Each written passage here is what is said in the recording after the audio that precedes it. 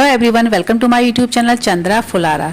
Friends, आज हम करेंगे टैली में आज मैं आपको सिखाऊंगी कैश बुक बनाना। तो मेरी इस वीडियो को आप लास्ट तक देखते रहिएगा। पसंद आने पर प्लीज़ इसे लाइक करें, शेयर करें, सब्सक्राइब करें और बेल आइकन जरूर दबाएं। अब हम यहाँ पे कैश बुक बनाना सीखेंगे। तो जो कैश बुक का फॉर्मेट होता है वो बिल्कुल अलग होता है। आज हम समझते हैं कि उसका कैश बुक का फॉर्मेट कैसा होता है। तो सिंगल कॉलम कैश बुक हम बनाना सीखेंगे।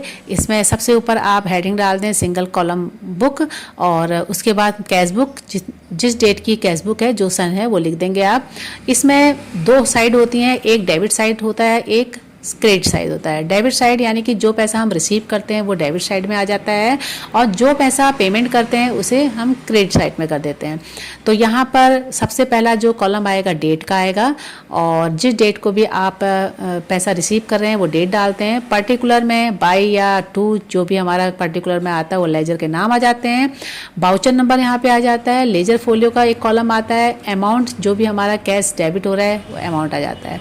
सेकंड कॉलम क्रेडिट का है, तो इसमें भी पहला डेट का, दूसरा कॉलम पर्टिकुलर, तीसरा वाउचर नंबर, और नेक्स्ट लेजर फोलियो, और लास्ट में अमाउंट। तो अब हम इसको हम बनाएंगे। तो कैश बुक बनाने से पहले हमारे पास कुछ जनरल एंट्री भी होनी चाहिए, कुछ क्वेश्चन भी होने चाहिए।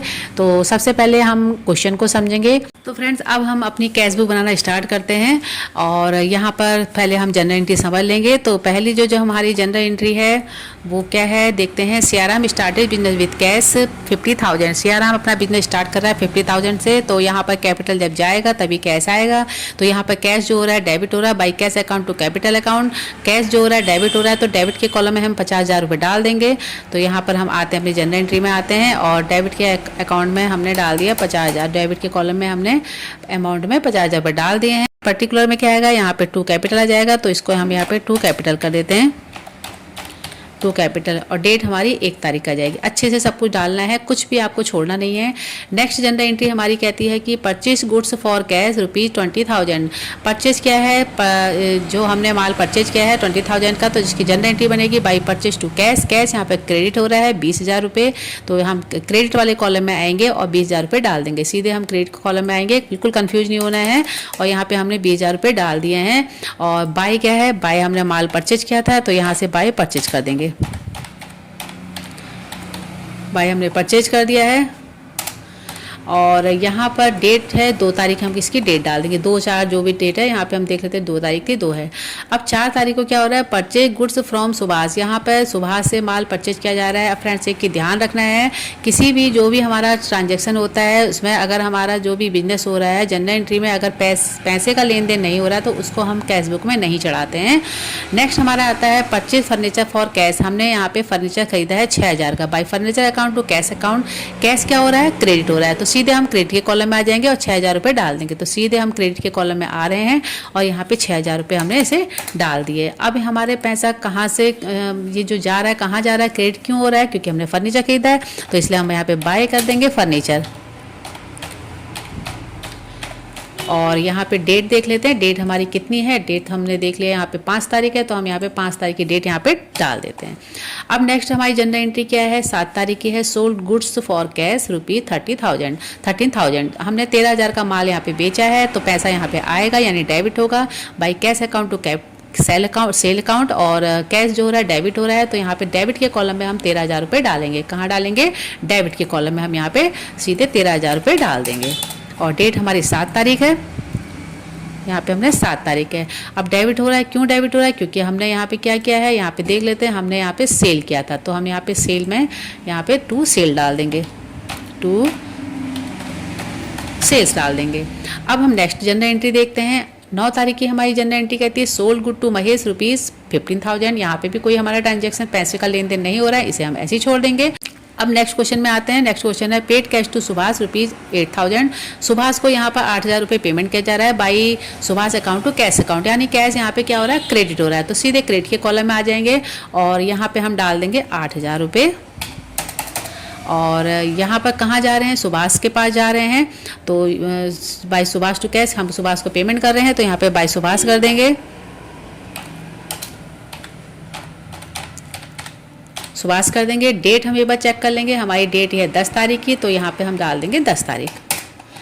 अब आगे बढ़ते हैं।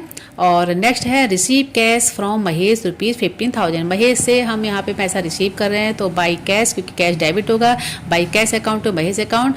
कैश डेबिट हो रहा है तो डेबिट के कॉलम में हम 15,000 रुपये डाल देंगे। तो डेबिट के कॉलम में आते हैं और हम 15,000 रुपये डाल देते हैं। टू महेश आ जाएगा यहाँ पे हम डाल देते हैं महेश डाल दिया है। डेट एक बार और चेक कर लेते हैं। डेट हमारी 12 तारीख है, तो यहाँ पर हम 12 तारीख डाल देते हैं।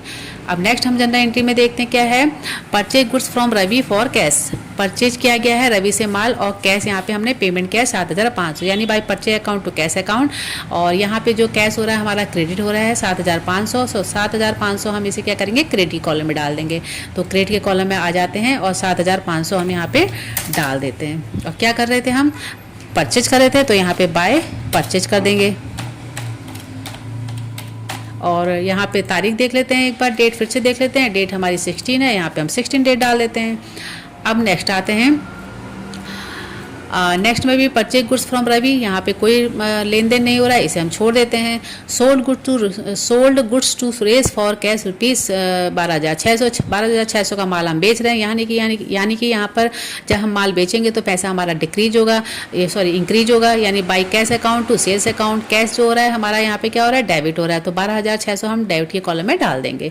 12,600 डाल देते हैं हम यहाँ पे 12,600, क्योंकि माल बेच रहे हैं तो टू सेल हो जाएगा, टू हम सेल्स कर देते हैं। अब डेट भी यहाँ पे चेक कर लेते हैं। डेट हमारी क्या है, डेट हमारी 18 तारीख है, तो यहाँ पे हम 18 तारीख डेट डाल देते हैं।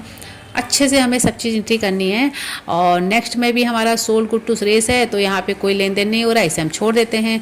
नेक्स्ट क्वेश्चन है 20 तारीख की। Bought machinery for cash ₹8,000। 8,000 रुपये जो हैं ये हम मशीनरी खरीद रहे हैं और 8,000 रुपये पेमेंट कर रहे हैं by machinery account to cash account. Cash क्या हो रहा है, क्रेडिट हो रहा है, क्रेडिट के कॉलम में 8,000 रुपये डाल देंगे। तो यहाँ पे हम आते हैं और क्रेडिट के कॉलम में 8,000 रुपये डाल देते हैं। बाई क्या है, बाई मशीनरी है, बाई हमने मशीनरी डाल दी। और डेट क्या है चेक कर लेते हैं। डेट हमारी है 20 तारीख, तो हम यहाँ पे 20 तारीख डाल देते हैं। अब आगे बढ़ते हैं। Withdraw cash from office for personal use. यहाँ पे हमने 2,500 रुपये जो है ऑफिस का पैसा हमने पर्सनल यूज के लिए लिया है, तो इसके लिए हम ड्राइंग वर्ड्स यूज करते हैं। By drawing to cash account. Cash क्या हो रहा है, यहाँ पे क्रेडिट हो रहा है, क्रेडिट के कॉलम में हम 2,500 रुपये डाल देंगे। तो क्रेडिट के कॉलम में हम आते हैं और यहाँ पे 2,500 रुपये डाल देते हैं। बाई क्या हो गया, ड्राइंग, बाई यहाँ पे ड्राइंग कर देते हैं।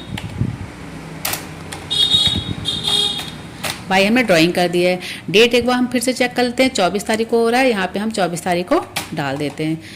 अब नेक्स्ट क्या है हमारा, पेड रेंट। रेंट जो है किराया दिया जा रहा है 4,000 रुपये। जो यहाँ पे जो जनरल एंट्री बनेगी by rent to cash. Cash क्या हो रहा है, क्रेडिट हो रहा है, क्रेडिट कितना हो रहा है 4,000 रुपये। तो यहाँ पे हम 4,000 रुपये डाल देते हैं।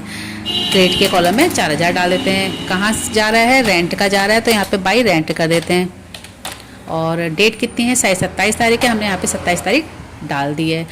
अब नेक्स्ट हमारा पेड वेजेस ₹450। वेज का पैसा हम 450 रुपये दे रहे हैं, तो इसकी जनरल एंट्री जो बनेगी by wages to cash. Cash क्या हो रहा है, क्रेडिट हो रहा है, तो क्रेडिट के कॉलम में सीधे आएंगे और 400 रुपये हम डाल देंगे। तो क्रेडिट के कॉलम में हम डाल देते हैं 400 रुपये। और यहाँ पे बाई क्या है, बाई वेजेस कर देते हैं, बाय वेजिस कर दिया है। कितनी तारीख को देखते हैं हम, यहाँ पे हमने 29 तारीख को वेज कर दिया है पैसा, हमने यहाँ पे 29 तारीख डाल दी है।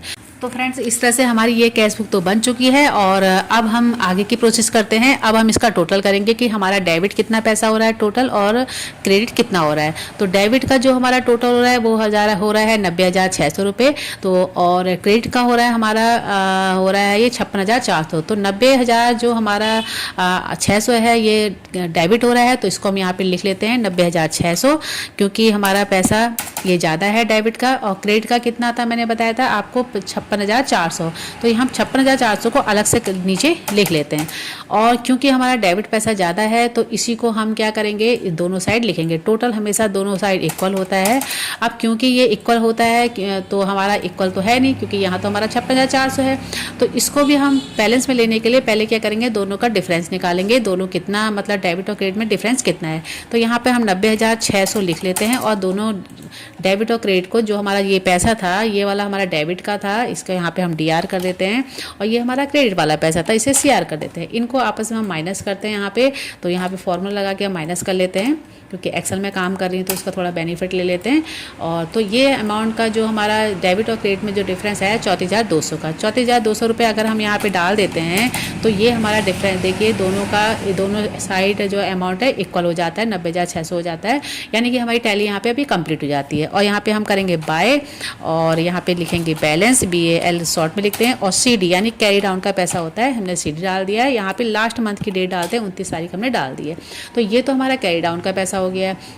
अब फ्रेंड्स, जो ये पैसा हमारा कैरी डाउन वाला पैसा है बचा हुआ है, दोनों को माइनस करके जो डिफरेंस निकाला है, इसे हमें नेक्स्ट मंथ भी यूज करना है। तो अब हम यहाँ पे डालेंगे 1 मार्च डाल देंगे, और यहाँ पे डालेंगे 2, और इसे कर देंगे बैलेंस, और इसे करते हैं ब्रॉड डाउन का पैसा। तो यहाँ पे BD कर देते हैं, ब्रॉड डाउन का पैसा है। और यहाँ पे हम जो डिफरेंस वाला पैसा था वो डाल देते हैं 34,200, क्योंकि यही हमारा बिजनेस में आगे यूज होने वाला है। और इसको हम हटा देते हैं, इसकी हमें ज़रूरत है नहीं। अब इसको हम क्लियर कर देते हैं कि हमने क्लियर कर दिया है। तो फ्रेंड्स, इस तरह से ये कैश बुक हमारी पूरी कंप्लीट तैयार हो चुकी है। बस आपको ध्यान रखना है, डेबिट का पैसा डेबिट के कॉलम में डालना है, और क्रेडिट का पैसा क्रेडिट के कॉलम में डालना है, और सबको प्लस करके जो अमाउंट ज़्यादा आता है उसको हम दोनों साइड लिखते हैं। और कैरी डाउन का पैसा हमें टैली कंप्लीट करने के लिए जहाँ पैसा हमारा कम आता है, चाहे क्रेडिट का हो चाहे डेबिट का हो, तो कैरी डाउन का पैसा जो हमारा शेष है हम यहाँ डालते हैं, यानी कि जो डिफरेंस वाला पैसा कैरी डाउन का वहाँ डालते हैं, और BD का पैसा उसी साइड डालते हैं जिस साइड का अमाउंट ज़्यादा होता है। अगर आपको मेरी ये वीडियो पसंद आई तो प्लीज़ इसे लाइक करें, शेयर करें, सब्सक्राइब करें, और बेल आइकन जरूर दबाएं। मिलती हूँ आपसे एक नई वीडियो के साथ, एक नई जानकारी के साथ। तब तक के लिए thanks, bye bye, take care.